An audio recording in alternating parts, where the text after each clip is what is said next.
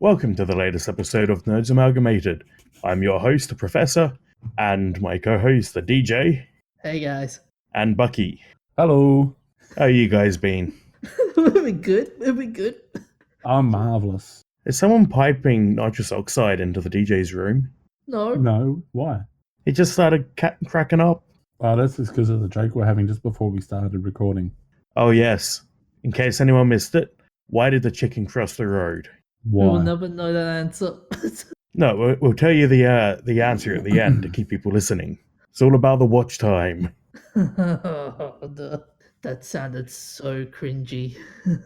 Remember to like and smash that play button, whatever. What? What? This is why I do a podcast and not YouTube. Oh my god. I think you're smashed. Yeah. Alcohol, never touch the stuff. I never said you've been drinking, I just said you're smashed. Anyway, let's kick it off. Our first topic tonight is from Buck. Yep. And it is about the great groundbreaking piece of international space news where SpaceX has had a capsule dock with the International Space Station. Ooh, that's very cool. So Elon Musk is closer in his dreams of world domination and becoming a Bond villain. So sooner or later, Elon Musk is going to change the International Space Station to Moonraker. You're implying that everyone doesn't have good dreams of world domination. I didn't say nobody else had them. I just said he's one step closer to them. But that's a monumental achievement on his part, though. It's very exciting to finally have a backup for the Soyuz. Yeah, because SpaceX is less likely to crash and burn. Soyuz isn't too bad, but it is showing its age. You do know that the technology for the Soyuz spacecraft is based on intercontinental ballistic missile technology. Yep. From the 40s? Yep. Or 50s? So, yeah. So was everything back then. Saturn V is a modified ICBM as well. Yeah, and then SpaceX has taken to another level again, so they've actually been modifying it. Soyuz still using the same technology. Like their spare parts box actually had Stalin's face on it. If it works, don't break it. Don't fix it. Well, yeah. Russian technology doesn't break very easily. They make it very tough. Yeah, but I will say this though: the Russian stuff has been in question for a while now in terms of what was it? I don't know. You tell us. Like a lot of people are saying the failed launch late last year. I think was that the DJ again? Oh, sorry, no. Oh, sorry, you're talking about an actual spacecraft. My apologies, DJ. Yeah, I think I saw that one. It was on October 11. It didn't end well. No, it ended perfectly fine. Everyone lived. Just they did not go to space today. Tends to happen when your rocket blows up. Yeah. Actually, no. Well, if it was the old Soviet Union, the people responsible would have gone to a gulag because nothing goes wrong in the Soviet Union. In Mother Russia, failure, death. Actually, one of the funniest things out of the SpaceX docking comes from the great clown himself, Donald Trump. We've got NASA rocking again. Great activity and success. Congrats to SpaceX and all. He does realize SpaceX is not NASA, doesn't he? Probably not. Oh wait, but didn't SpaceX? Wasn't there we did an episode once talking about the story with SpaceX working with NASA at one stage? Yeah, they are working with NASA, but they're not NASA. They're more professional than NASA. Yeah. NASA subcontracts a lot of stuff. Speaking of Trump, did you hear today that he called Tim Cook Tim Apple? Yeah, I saw that. I was just going, oh man. So obviously he's talking about Elon Tesla. And I can't remember who the head of NASA is at the moment. Actually, speaking about, just you mentioned a Tesla reminded me of a joke and a pondering question. If your Tesla car is stolen, does that mean it's no longer a Tesla, but instead an Edison? Professor, the answer to your question about who's the head of NASA, at the current moment, it's James Frederick Jim Bridenstine. You mean James Frederick NASA? Isn't it Goku? I wish it was Goku, but no. I wouldn't wish it was Goku. He spends half the time standing around just screaming. and posing like as if he wants to take a shit. Hey, language, you rude bugger. But this is a good. This is the first step to more space, more technology in space. Would you agree, guys? Yeah, having a manned commercial spacecraft is a huge leap. Yeah, but see, like, the thing, we don't really need too much more technology in space. Like, if you actually went and had a look at everything up there, there's so much junk just floating around. It's ridiculous. We just need an improvement of the tech. Yeah, like part of the plans I've seen from one group for colonizing on the moon and building a station up there is actually capturing a lot of the old satellite technology and other space junk that's floating around and launching it to the moon for resources. I feel like that would take a lot of Delta V, though. Yeah, they worked out a way of using like solar panels technology to provide the power to the collection process. Solar panels or solar sails? Solar panels to provide power while it's moving around. Okay. And after it's all captured, it's all linked together with however they want to do it. I can't remember all the details, but then, yeah, the solar panels drive it, like provide the power for the drive system on all electronic drives to move across, and then, yeah, you could use solar sails to get to the moon. Fair enough. Once it gets momentum and starts moving, it'll just keep going for a fair while. So, yeah. And obviously the way they're going to link all the old satellites together, there's just going to be a guy up there with some ratchet straps and an ocky strap, and just like when you're moving house. Wouldn't surprise me. But no, actually, it wasn't a NASA idea. It was an Australian, so that makes it even more likely, actually. Which means there'll also be a few empty beer cans and so forth in amongst all the space junk. If you think about it, you could fit a lot of beer in the shuttle booster, the fuel tank that was on the shuttle, not that ever actually went to space. But if you wanted to ship lots of beer to space, I reckon just the cargo bay of the space shuttle. Get one of the old space shuttles and convert that into a living, like a habitat to live in. And I reckon for an extended trip you'd need at least, like, this is going on as an Australian sort of thing. You'd have to have 50% of that as beer. So we're gonna have space shuttles sponsored by VB. No, 4X. 4X. Oh, 4X. What about Foster's? That would be really cool, though, having a space shuttle museum in space. Like, hook it onto the first long-term space station, and just have the Endeavour bar. Actually, speaking about insanity and craziness, I know this was something. This only just came across my news feed just a few hours ago.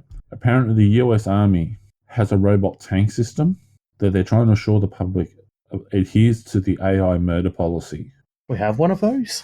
Yes. But like the scary thing is this is from the military.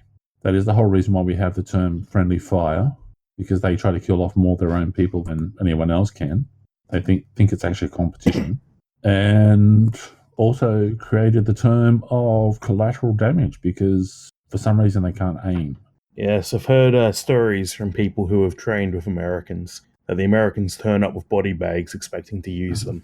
Oh, and I've heard plenty of stories where one of the first things they pack when they go onto a training exercise with another country is a suitcase full of checkbooks. Oh, I'm serious. They have one story I've heard about is an American helicopter pilot who was flying an Australian helicopter and was supposed to be helping to transfer a field gun as part of a joint exercise training operation. But when there was some wind gusts or something, he freaked out and bugged out and took off and flew up into the air and dropped a field gun from over 800 meters up in the air. Apparently landed barrel first. Why would you even bother going straight up 800 meters? Apparently he just grabbed the collective and just jerked on it. and yeah, he just shot straight up. Worst part was the fact that the netting that was there to hold it only had 2 of the hooks in place, hence the reason why it fell. But there was still a group of Australians on top of it trying to hook it up. Like there was a couple of them there. So yeah, they weren't happy. I wouldn't be. And a major turned up and was yelling abuse at the Australians, and the Australians just pointed up at the helicopter and said it's an American pilot. And the major said, cool, we're getting new field guns. And walked away. I will say this: the American Army, as technologically advanced as they are, man, their manpower. Yeah, but see, like I know I've spoken with guys in the American Defense Forces, and I mean like guys who are serving from positions in the Coast Guard, the US Navy, the Marines, the American military, the Air Force, and they're all jealous of Australia because we don't have, like, in America on their ships, it's one person, one job, and that's the US Defense Force. Whereas in Australia, it's like, okay, you're a sailor on a ship who everyone has to know everyone paints, everyone has to know how to shoot a gun, everyone has to know how to do, has to do the firefighting, everything like that. America, no. You have the firefighting squad, you have the painting crew, you have the guys who have the guns, and there's no crossover. No crossover. So they're jealous of the fact that Australians actually have a better training system and get to have more fun, because everyone wants to join the Navy or the Army to be a painter. I think we're getting off the topic here. By the way, Never. In terms of SpaceX doing this monumental achievement, could this be like a war cry to other space tech companies going, we've done this. Now it's up to you guys to beat us. Well, have the other space companies even got into orbit?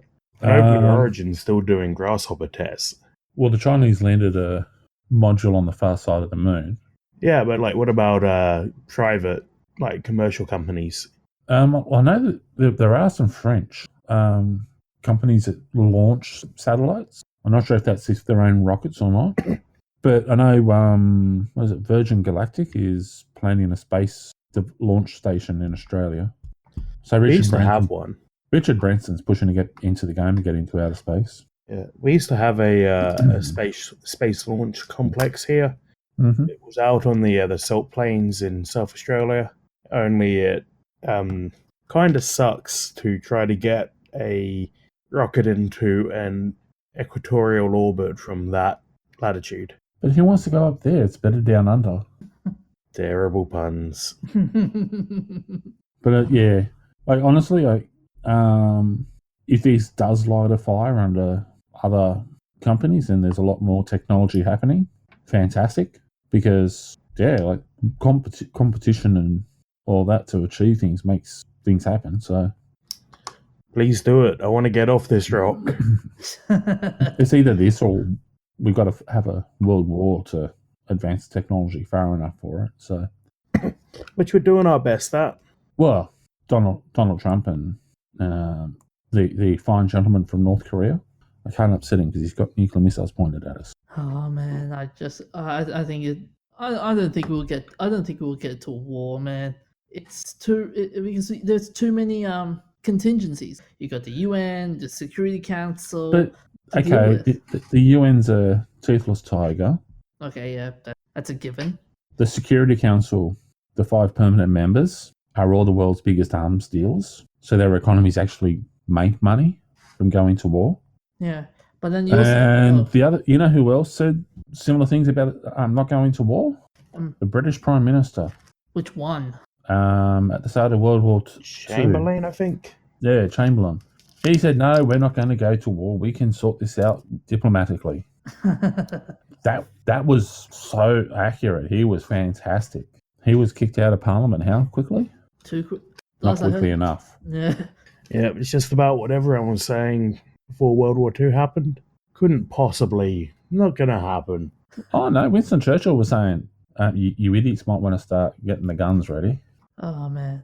But I would rather commercial space than a World War III end of the world space. Yes. because I'm probably not going to be on the rockets out of here if World War III happens. No one like the DJ will be. You'll never get away from him, which is unfortunate because the next topic is the DJs. So he told you. Alright, so since my topic's going to be about Game of Thrones Season 8, since the trailer came out 2 days ago. So alert, spoiler alert. And one of the scenes... Do I need to see the first 7 seasons before I watch this one? Yes. You just need to see all the other 7 episodes and other seasons anyway, because they're stupendous. I've never actually watched it. And that's such a sad thing. It's a bit of a habit of mine. I only watched Breaking Bad after it finished. I'll probably only watch Game of Thrones once it finishes. Well, the good thing there is you don't have to wait for the next season. Yeah. Which has been annoying. Like, after episode 7, after season 7, we've been waiting and waiting and waiting and waiting. And waiting. I've been burnt too many times. I start watching a show and fall in love with it and it gets cancelled after 1 season. I was just going to say this because you're a gamer and you spend too much time inside out of the sun. But yeah, back to the story. So one of the episodes is going to feature a very, very long battle, and it's called the Battle of Winterfell, as it's now called. It will be the biggest, longest battle ever seen in a TV or a movie. It's apparently bigger than the 40-minute Helms Deep siege from Lord of the Rings. Well, it's only an hour-long show, isn't it? Oh no! With the recent season, so they're gonna make it 2 hours long. It'll probably be over multiple episodes as well. No, from what I've gathered, it's basically it'll be short. It'll be 8 episodes, but all of the episodes will be 2 hours long, from what I've heard. Okay. So that will be interesting. Actually, I got the thing here where it's saying the whole episode is 90 minutes long. Yeah. So not 2 hours, only 90 minutes, hour and a half. Fair enough. But my God, that's going to be a very long battle. There'll be enough time to go for a cup of tea in the middle. No, because you won't want to miss any of the action. Oh yeah. Like trust me, the battles in this are pretty awesome. Oh, season 7. There were so many good battles in that season. You would be a fool not to see. You would have to be a fool to miss. Okay, you've seen it, so why are you still a fool? No, I meant you have no, as in you haven't seen the. If you missed it, you're a fool. That's what I'm saying. You're saying that the professor's a fool? Yes, for missing out. You're saying that if I've seen it, I wouldn't be a fool? Yes. So what's the intellectual? So you shouldn't be a fool? What's the intellectual property to increase your intelligence? What's the educational value? Military stratagem. No, actually, I've watched it, and I've watched the military strategy stuff and studied a lot of history, and that's completely unrealistic. I'm sorry, but that's about as great for military strategy as watching the Smurfs. Really? I mean, even though in the series it was a big huge victory. Spoiler alert. Well, it's according to a script. Gargamel never did eat the Smurfs. It's all according to a script, and the reality for a lot of it just doesn't work that way. Because you always got crazy people doing unexpected things, which is the reason why there's the saying. You can have the most amazing first contact. Yeah, you can have the most amazing plan, but it doesn't last past the first 30 seconds of battle. Yeah. So anyways, with this battle, Battle Winterfell, one of the directors quote that he drew inspiration from the Battle of Helms Deep, which he studied to determine where the audience would get battle fatigue, and he quotes, "It feels like the only way to really approach it properly is to take every sequence and ask yourself, why would I care to keep watching? One thing I found is the less action, the less fun you can have in a sequence, the better." You reckon that's true? You reckon that's true though? Yes. I get bored if we don't have regular cutaways from the action to other scenes to add context. A little bit of romance, a little bit of horror, a little bit of comedy. So you're following the ABC fireworks producers rule of, let's not look at the fireworks, let's look at random people in the crowd. Yep. Who got it from the BBC producers who were doing the Edinburgh tattoo, and instead of actually showing what was happening, they would focus someone in the crowd or some random nonsense, or zoom in on the polished buttons of the drummer. Honestly, though, I've seen Lord of the Rings extended edition, so how bad could this really be? If it's done like that, it's going to be amazing. Yeah. And plus, if you've seen saw the trailer, it looks really cool with dragons. Not going to watch the trailer because spoilers for the other 7 seasons. Ah. Oh yeah. Did you know that what's her name? Khaleesi ends up sleeping with her cousin. Yes, because of memes. Actually, I'm still trying to work that out. Are they cousins or is he her nephew? I think Khaleesi is cousin once removed or something like that. Because wasn't her father the Mad King, and was it her brother was the one that her sister or something? It's confusing trying to work that part out. I can't remember now. Wait, Yeah. I think I can solve that for you. And Jon Snow is actually the son of the king that was murdered. So Jon Snow. Okay, so here we go. Jon Snow is the son of Lyanna Stark, who's Ned Stark's sister. So HBO released an infographic. Rhaegar Targaryen as Jon's father. So Prince Rhaegar was the son of the Mad King, and older brother to Daenerys and Viserys Targaryen. So Lyanna, his auntie. Pretty much. So Daenerys is his aunt. In other words, it's a episode of incest. George R.R. Martin is like Ted Cruz. Oh no! Hey, this isn't the only incestuous relationship we've seen in Game of Thrones. Okay, this isn't the first one. I know. I've seen the memes. Isn't there one DJ sounding jealous where some kid gets thrown out a window? Yeah, because he saw a brother and sister. Yep. Yeah, it's going to be that kind of show then. That's only a small part of it. Yeah. You got Peter Dinklage is amazing. He's a lot of fun. And you also have Arya Stark as well, and her backstory and her story of vengeance. In fact, here's another quote from Arya actress Maisie Williams has had to say about the shooting, the battle scene. Quote: "Nothing can prepare you for how physically draining it is. It's night after night again, and it just doesn't stop. You can't get sick, and you have to look out for yourself because there's so much to do that nobody else can do. There are moments you're just broken as a human and just want to cry." Weren't you telling us the other day that they were filming like 16-hour days or something? That was me. I can't remember where the story I had for that is gone to. When we're doing all the preparation. But yeah, it was, they were filming night after night for hours on end. I see what it is. I had the more extensive article. Just loading up now.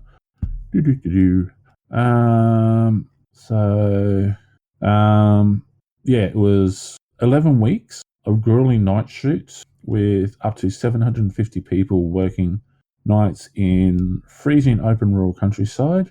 They're labouring in icy rain and piercing wind, in thick ankle-deep mud, reeking horse manure and choking smoke.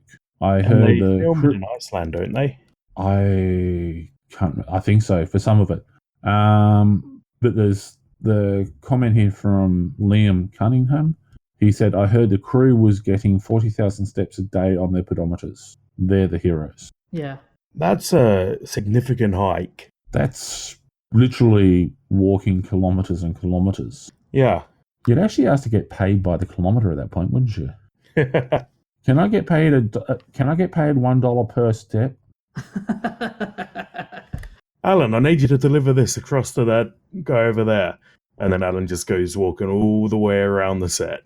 But they got like 40,000 steps. That's just ridiculous. A day, mind you. This is one day. I wonder how many. So like an average step is 30 centimeters or 40 centimeters. So yeah, and the recommended daily step rate is 10,000 steps a day. So that's like 100 and it's getting up like it's over 100. It's like 50 to 100 kilometers, I think. Like a day or over the week? Oh, over the week, like Yeah, because 30 Ks in a day will pretty much kill you unless you train for it. yeah, like I'm just working it out roughly in my head, so I haven't actually done any actual proper maths on it. I'm just thinking, like, yeah, if we're going at 30 centimeters as a step, so 1 foot, so that's 3.1 steps becomes a meter. Ooh, mate, just boggles the mind. What did you get in the? Oh, I haven't gotten there yet. I haven't bothered. Like, I'm just, as I said, I'm only just doing this in my mind, like, just out of curiosity. So It'd be like 13 kilometers a day. That's pretty impressive.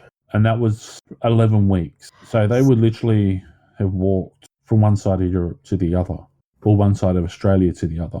I wonder I what. would not do that for a hobby. Oh, I'm gonna be. I wonder what their diet must have been like. Whole exercise. Lots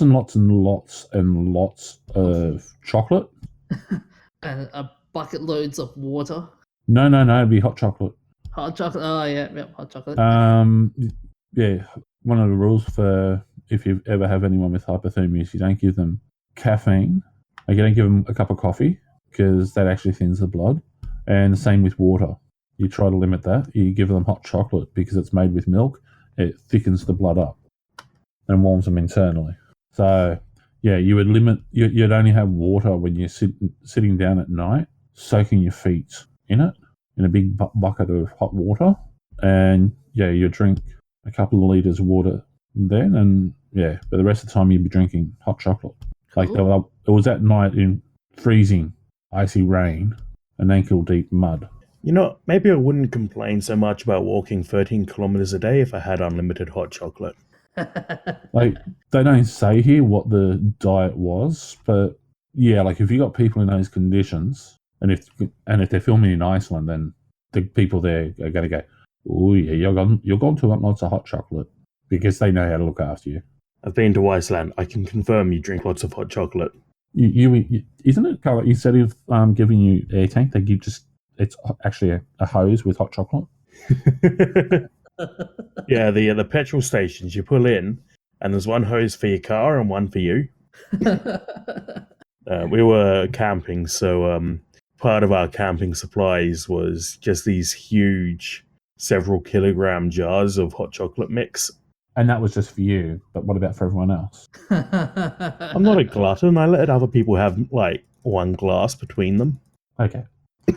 I'm just thinking, like, if I went, like, I've worked in freezers and sub-zero temperatures at minus 40 degrees and minus 20 degrees, and yeah, I know I used to drink about 20 cups of Milo a day, but I was running around flat out in the freezer the whole time. So yeah. Anyways, guys, so you guys gonna be watching season 8? I will be.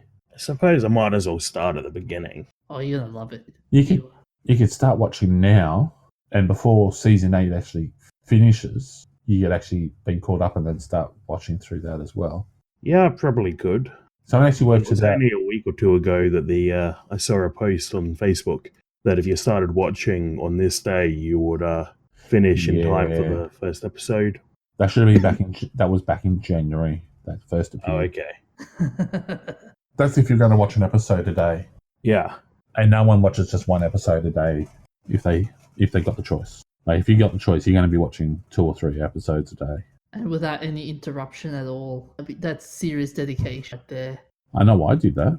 I missed season 6, and I went over to a friend's place and I watched all of what's its name, season 5. No, yeah, I missed season 6. I went over to a friend's place and I watched all of season 6 on Netflix or whatever it was that he had in one afternoon in preparation for watching the start of season 7. Okay. Well, we are getting on with a bit, so let's go to the next topic, which is mine. And it's a bit of a PSA that if you play Anthem, you should keep an eye on your console, because they have a habit of crashing so hard that the whole console has to be rebooted. Oh, that's gonna cost them a bit. Yeah, I really don't understand how a bug this severe got through QA. It is EA, so there's the memes, but... Yeah, well, I was just going to say, it's EA, so it's probably It's actually quite easy. Like I saw a meme today about a toasted cheese sandwich, where the price was what was it, $1.99. But if you wanted cheese on that toasted cheese sandwich, it was an extra $2 or something like that. Oh man. Yeah. How could EA do this? I mean, they were doing so well with Apex Legends. It's EA. And they're two completely different teams. One of them is made up of people who, I believe they left EA and founded Respawn, released Titanfall 1, then got bought out by EA again. And then the other's made by a company that has done nothing good in 7 years. Longer if you don't consider Mass Effect 3 good. Yeah, it's true. Yeah. Mass Effect drama at BioWare, that was oh my god, that was painful to watch. It's pretty crazy to think that was 7 years ago. There goes my youth. Oh, man. Another couple of weeks and I'll be an old man sitting outside the cafe playing chess. Just, here's something for you. Just think about how bad Fallout 76 would have been if EA had gotten involved. Oh. EA doesn't need to help Bethesda. Bethesda can screw up just well enough on their own. You wouldn't just be lonely, but you'd be walking around. You'd have to it's pay extra for the trees, pay extra for grass, pay extra for that jacket that you're wearing right now, pay extra for a bag that falls apart. Because I did remember Anthem before the game release. Everyone was saying like, "Oh, this will be a good game. This will be cool." Like E3, there was so much fanfare, and we're all hoping, but then we watched the leading and we realized screwed it up on it. So what's the biggest bug you guys have ever seen? I still think Fallout 76, where that second round of patches came in, ruined the game. But just one specific bug, like one that crashes your whole computer, or one that makes you ping off into space or whatever. Sorry. I was going to say the brain bug in what's the name? Yeah, Starship Troopers. You want a computer bug? Yes. Windows 98. The Windows that was so full of bugs and bugs that were so bad that they replaced it with Windows 2000 instead of waiting longer. It was so bad they literally, it was like, let's just not speak of this and never say it ever happened. Yeah, it's been a while now, but I remember there being a way to trigger a blue screen by opening a particular file path. It was called you push the power button to turn your computer on. Windows 98 opens. You try to do anything, your computer just melts like the Wicked Witch in The Wizard of Oz. She gets splashed with a bucket of water, and your computer just starts going, "I'm melting." That was the effect of Windows 98. So yeah, that was the biggest bug I've ever come across. I actually saw someone who got physically violent at the mere suggestion of putting Windows 98 on their computer, and he was an IT tech support guy for one of the big companies in town, and then the bosses were saying, "Let's get Windows 98." Oh. He locked them out of the building. He said, "Don't you dare come and destroy my computers." And so they waited a little while because they figured this guy was usually pretty level-headed and so forth. So if he was getting that angry about it, there must be something to it. And yeah, he was proven right, because within weeks, Windows 98 was melting computers and bank balances around the world. Like, you've never seen a faster rollback to an older system than Windows 98. But we're off topic again, aren't we? Yep. Yeah. Sorry. Yeah. So what about you, DJ? What specific bug is the biggest you've ever seen? As I said earlier, that Fallout 76 thing, that's still that bug. Jesus Christ. How it constantly kicks you out of the servers and stuff. But I don't think I've experienced any big bugs at my end of town. Sorry guys, but yeah. You're boring. He's not enough of a nerd. But back to the topic in regards with Anthem, there was like a whole lot of backlash as well during the production of the game, wasn't there? Why? I don't remember that. I did remember there was they wanted to change the character designs at one stage. Yeah, but there's always people complaining about everything these days. Like, there's more people complaining about things that are completely irrelevant than there is about people trying to find solutions and just getting on with life. So this is only for PlayStation 4, right, Professor? No. No, it's happening to PC and Xbox as well. Oh, so it's not just an isolated issue.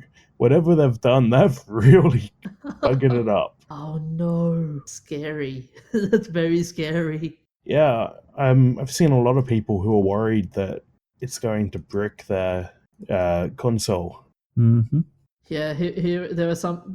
So prior to the release, this is icon. It says prior to the release, there was a spike of players entering Anthem demo on Friday. Problems with some accounts being blocked from the demo because they had been flagged internally, and infinite loads. And if you want to read the article yourself, there is a link.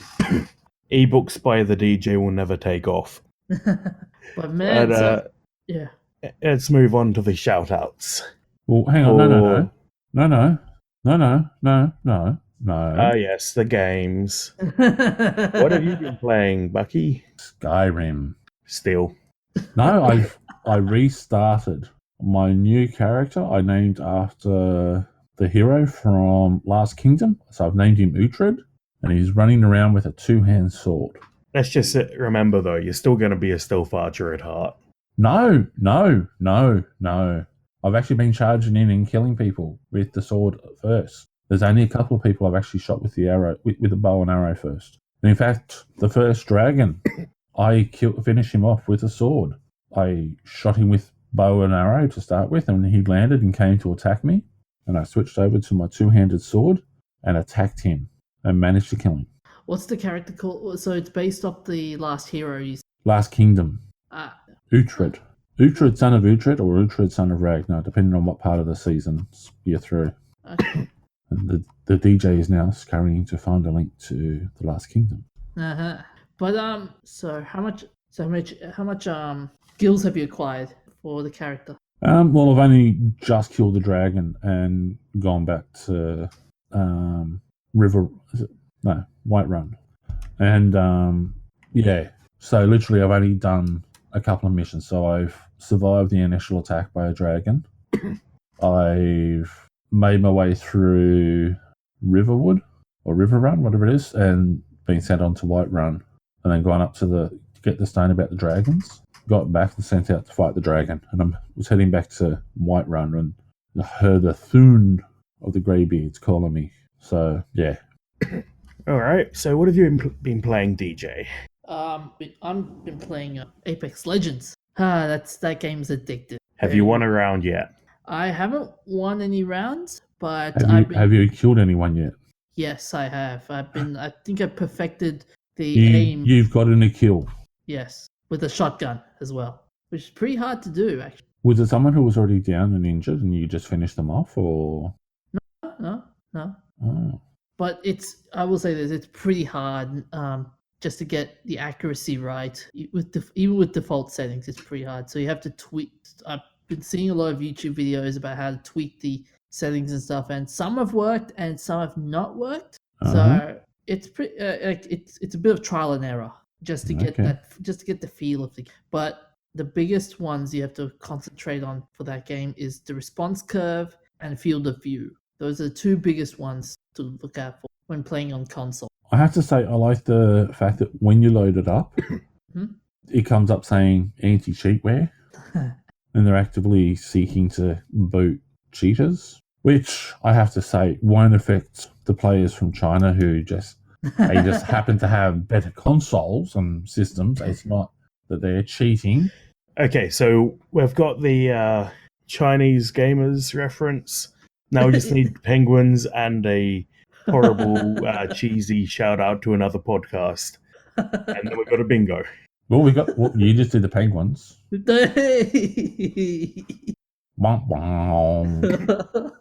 don't upset the overlords. They'll come out of their pyramids and attack us. I actually did hear that apparently they found new areas under the pyramids in Giza. Cool. Nice. Apparently, seriously, there's actually found a thing. It actually looks like there might be a drainage thing. It's a shame it's so hard to get any archaeological work done there. Mm-hmm. I've heard every time I hear about something new happening in Giza, there's people talking about how the people who found it won't be allowed to investigate it because they're so restrictive. Yep. But getting back on topic, what game have you played, Professor? Tetris 99. I'm hooked. Still, I'm hooked. I can't stop. I can imagine him sleeping while playing the muscle memory, thinking like, okay, I gotta think, okay. So do you often have these, shall we say, fantasies about the professor playing computer games? No, but I can have. I'm having this mental image of the professor struggling in his sleep. You're having mental images of the professor in his sleep? No, No, I'm not putting anything in your mouth. I'm not going there. I'm just saying I can imagine the struggling to sleep while thinking how to be number one in Tetris 99. Oh. I can't stop thinking about it. Even while I'm not playing, my brain's just going over block placements. Apparently neither can the DJ. Oh my god. And that worries me. Let's move on to the shout-outs before I get any more mental trauma. This week, both on the 4th of March this year, we have the 19th anniversary of the PlayStation 2 and the 25th anniversary of John Candy's death. Oh. So, rapid question. What's your favorite PS2 game? What's your favorite John Candy movie? PS2, God of War. John Candy, Uncle Buck. What about you, DJ? PS2, I would say King of Fighters 2000? Was it 2001? They had lots of muscly characters in that, didn't they, with their shirts off? No, actually, it was more of the... it was more stunning graphics. The cutscenes. I'm just not going to say anything. And favorite John Candy movie, I would say National Lampoon's Holiday Vacation. Okay, my favorite's Star Wars Battlefront 2. I'm not a Star Wars fan, but I really enjoy the Battlefront games. Hey? The classic ones from the PlayStation 2 era. Ah. Not the new one, of course. Because that wasn't on the PlayStation 2, was it? Well, that's what I was just getting worried about. That plus you were saying you like Battlefront 2. I was actually going to call an ambulance to quickly get over there because you're suffering a brain aneurysm. Yeah, and I don't remember any specific movies I've seen with John Candy, so I can't answer the second one. There's quite a few. How could you have not watched a John Candy movie? Oh, I've seen National Lampoon, but I don't remember his role in it. Have you seen Planes, Trains and Automobiles? No. Home Alone? Yes. Home Alone 2? Yes. Home Alone 2, he's the guy with the poker band who drives the truck. Okay. I'll have to look that up because I vaguely remember that. It's been many years since I've seen Home Alone. Cool Runnings? Haven't seen that, but I have ridden on the bobsled track. Does that count? I don't know. Did you put weights in the front of your sled to go faster? I'm pretty heavy, so I was at the back of the sled, so kinda. Okay. You haven't watched Uncle Buck? No. See, that's who I'm basing my role as an uncle on. Fair enough. I've even got an axe that I've sharpened up so I could circumcise a gnat. So if any of my nieces get a boyfriend that's misbehaving and I don't like, I can go do the whole Uncle Buck routine. You do not want to meet Bucky outside of the podcast. He's a psycho. Unfortunately, though, my eldest niece is the only one with a boyfriend, and I actually kind of like the sounds of boyfriend, so can't do the uncle routine. Not yet. Succotash. Not yet, but eventually. Anyway, on the 5th of March, we have two people who are responsible for many, many deaths. In 1558, the Spanish physician Francisco Fernandez introduced smoking tobacco to Europe, which went about as well as we all know it has, and so many people died of lung cancer. And throat cancer. And emphysema. Yep. The other one is Stalin, who died on the 5th of March 1953. Mm-hmm. The man who murdered millions of Russians, or ordered their deaths. And Okay. photoshopping people out of photos before Photoshop was a thing. Killed more Russians than the Germans did in World War II, which is saying something. Mhm. Yeah. Actually, he beats America for killing your own people. Right, so we have 2 sad remembrances this week. Actually, 3 of them, all on the 4th of March this year.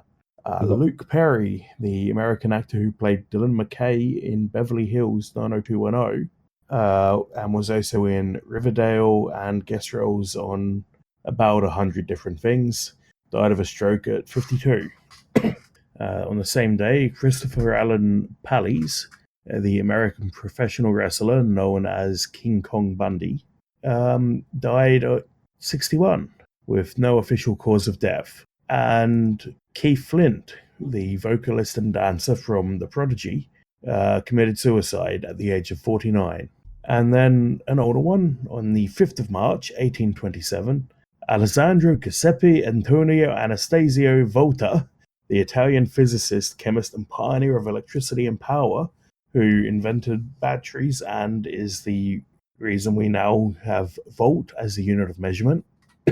Also discovered methane. Yeah, that's 2 great discoveries. One providing us with great power, the other providing us with the power to create great smells.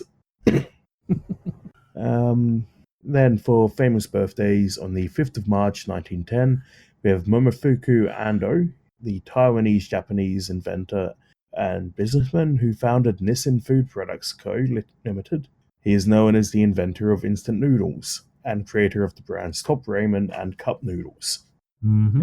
He was born in Japanese Taiwan in the Empire of Japan, which is now known as Puzi, Jiayi County in Taiwan, Republic of China. Can you say that 5 times really fast? No. Puzi, Jiayi County, Taiwan, Republic of China. On the 5th of March 1934, Daniel Kahneman, the Israeli-American psychologist and economist, notable for his work on the psychology of judgment and decision-making, as well as behavioral economics. He was awarded the 2002 Nobel Memorial Prize in Economic Sciences, shared with Vernon L. Smith. He was born in Mandatory, Palestine. Is Mandatory a town, or is it like, you must be in Palestine? Oh, it is a town. It's a town, but I think that when his mother's water broke, it was mandatory he was born there. You're an uncle. You can lay off the dad jokes. But they're so much fun.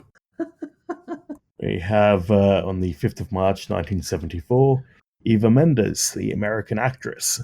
She was in Children of the Corn 5, Fields of Terror. I didn't even know there were sequels to Children of the Corn. There's 7 movies, I think. And I think they're planning a reboot from what I've... I imagine they follow the traditional horror movie curve of quality, where the first one's really good, and then it's just straight down. Kind of, but it's actually more of a wave. So the first one was really good, second one, not too bad. Third one, yeah. Move on to fourth, it starts to go up. Fifth, it's pretty good. Sixth, it drops down a bit. Seventh one wasn't too bad again. Okay. She was in the Urban Legends movie. Yeah. Is that the one that's got Adam and Jamie in it? I can't remember all the characters Seems like it's too early for that. Oh no, I'm thinking of the Darwin Awards movie, I think. Probably. I think so. Yeah, she was in Training Day, Too Fast, Too Furious, Hitch, and that sound came through really distorted. Sorry about that. And Ghost Rider and the Spirit, We Own the Night, Bad Lieutenant, and Last Night, and The Place Beyond the Pines. Any other movies? I'm sure there are, but they're not in the show notes, so blame the DJ. She was born in Miami. And the 6th of March, 1966, Alan Davies, the consistently lowest scoring panelist on QI, was born in Loughton, Essex. He's the only one who has been on the panel since the show has started, Hmm. after Stephen Fry left in 2016. QI was never the same. I left. Yeah, I don't think I've actually seen the show since then. Like, I've seen reruns, but I don't think I've seen any of the Sandy Toksvig episodes. I think I've seen one or two, and it wasn't as much fun. Okay. For events of interest, on the 5th of March 1872, George Westinghouse Jr. patented the railway air brake. On the 5th of March 1904, Nikola Tesla, of the electronic motor car fame, was sarcasm, in case you didn't get that, and you're going to yell at me for getting that wrong, like I got the Herbert Hoover thing wrong. The car was named after him. Yeah, he described the process of ball lightning formation. The 5th of March 1975, the Homebrew Computer Club was founded in a Silicon Valley garage with Steve Wozniak and hacker John Draper, aka Captain Crunch. They named him that because he found out that if you got the toy whistle out of a packet of Captain Crunch cereal and blew it into the mouthpiece of a public telephone, you could hack the phone to give you free calls. Mm-hmm. And they met in the garage with an Altair 8800, which inspired Steve Wozniak and Steve Jobs to make the Apple. On the 5th of March 1979, NASA's Voyager 1 makes its closest approach to Jupiter, coming within 172,000 miles of the surface. And then on the 5th of March, along with everything else that's ever happened in history, apparently, the ZX81 was launched by Sinclair Research and sold over 1.5 million units around the world. Which was a British home computer. The ZX Spectrum overshadows it a bit, but they are very cute little computers. I'm assuming, Professor, you're planning to restore one? No, they're hard to get over here. I think my uncle actually used to have one at one point. Oh, cool. I remember my dad's first computer was a Commodore 64, which I think was a few years later than this. And you know it was good quality though, don't you? Because it was made by Timex. Yeah, the watch company, isn't it? Yeah. Among a number of other things. Well, that's all of the events for this week. So check us out on Facebook, Twitter at namalgamated, Gmail at it's nerds.amalgamated@gmail.com, isn't it? Yep. Send us harassment if you want. Give the DJ something to read in his downtime. Check us out on Stitcher, iTunes, or Spotify, and please rate and review us on those platforms. And you can see our show notes on the website, and That's Not Canon Productions. Oh no, sorry, we're now that'snotcanon.com. You can also check out our podcasting friends and family. Mm-hmm. You guys have anything to add?